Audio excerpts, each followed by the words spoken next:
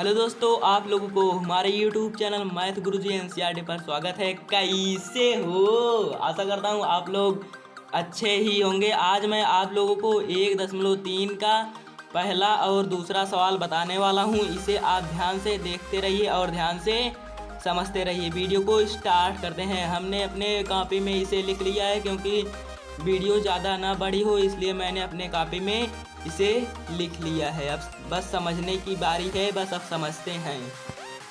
हमने अपने प्रश्न को कॉपी में लिख लिया है और आंसर को भी। सबसे पहले हम अपने प्रश्नों को पढ़ते हैं क्योंकि प्रश्नों को पढ़ना अनिवार्य होता है। सिद्ध कीजिए कि करणी में 5 एक अपरिमेय संख्या है, यानी कि इसे अपरिमेय संख्या सिद्ध करना है, उसे हमें सिद्ध करना होगा, वो भी अच्छे तरीके से। हमने माना है कि मान लीजिए करणी में 5 एक परिमेय संख्या है। इसके विपरीत ही आप लोगों को सबसे पहले मानना होगा, उसी के बाद ही हम लोग इसे सिद्ध कर सकते हैं कि यह अपरिमेय है। इसलिए हमने मान लिया है कि माना करणी में 5 एक परिमेय संख्या है।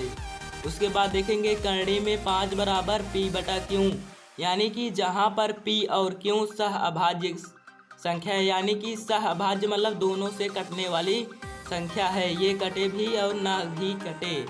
उसके बाद देखेंगे वर्ग करने पर, यानी कि स्क्वायर करने पर 5 बटा p का स्क्वायर बटे q का स्क्वायर। उसके बाद इसको हम समीकरण के रूप में मान लेंगे, यानी कि p स्क्वायर बराबर 5q स्क्वायर समीकरण 1, यानी कि इसको समीकरण 1 के रूप में लिख देंगे। उसके बाद लिखेंगे चूँकि p स्क्वायर 5 से विभाज्य है, यानी कि p स्क्वायर 5 से विभाज्य है, 5 से ये नहीं कटेगा p स्क्वायर, इसलिए हम कह सकते हैं p भी 5 से विभाज्य है, यानी कि यह नहीं कटेगा।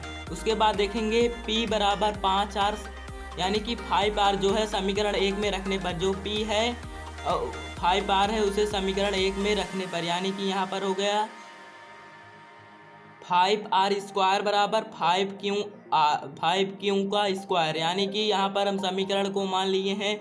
यहाँ पर आ गया है 5r स्क्वायर, यानी कि p क्या r हो गया है और 5 को ऐसे ही लिख लिए हैं, यानी कि 5q स्क्वायर और यहाँ पर 5q स्क्वायर, इसे r के रूप में लिख लिए हैं।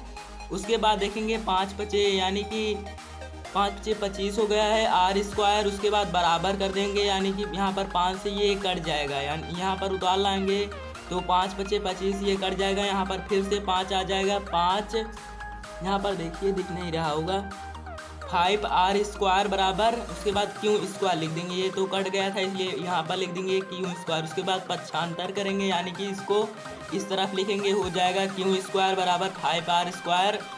चूँकि यानी कि इसके लिए कह सकते हैं कि q स्क्वायर 5 से विभाज्य है, यानी कि q स्क्वायर भी जो है वो भी 5 से विभाज्य है, इसलिए q भी 5 से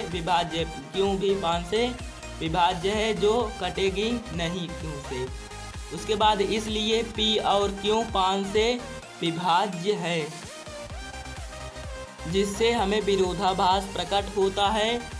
यह ऐसी हमारी गलत कल्पना के कारण हुआ है।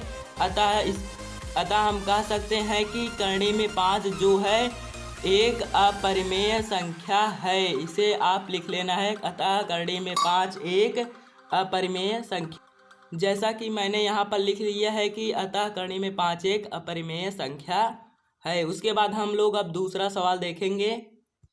उसके बाद मैंने दूसरा सवाल भी लिख लिया है। सिद्ध कीजिए कि 3 यानी कि 3 + 2 करणी में 5 एक अपरिमेय संख्या है। इसे सिद्ध करना है कि यह अपरिमेय है।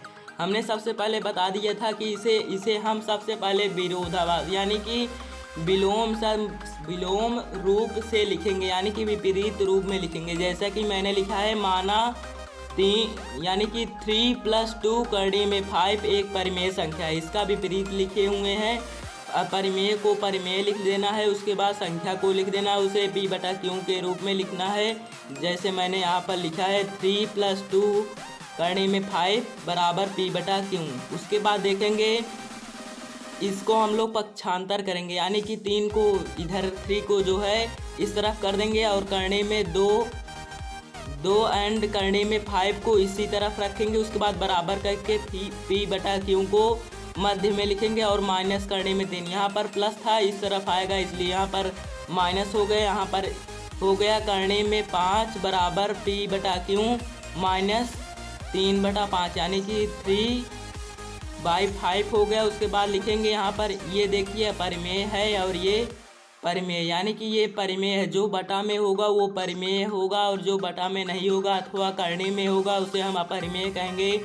अपरिमेय के बराबर परिमेय आया है, यानी कि यहाँ पर लिख देंगे हम लोग अपरिमेय के बराबर परिमेय प्राप्त हुआ है, जिससे हमें विरोधाभास प्रकट होता है। ऐसी हमारी गलत कल्पना के कारण हुआ है जो हमने कल्पना किया था, यानी कि माना 3 + 2 करने में 5 एक परिमेय संख्या है, यही हमने माना था, इसलिए हम कह सकते हैं जिससे हमें विरोधाभास प्रकट होता है। ऐसा हमारी गलत कल्पना के कारण हुआ है। अतः यहाँ पर लिख दिए हैं अतः 3 + 2 करने में 5 एक अपरिमेय संख्या है। वीडियो अच्छा लगे तो लाइक एंड सब्सक्राइब कर दीजिए। जय हिंद, जय भारत।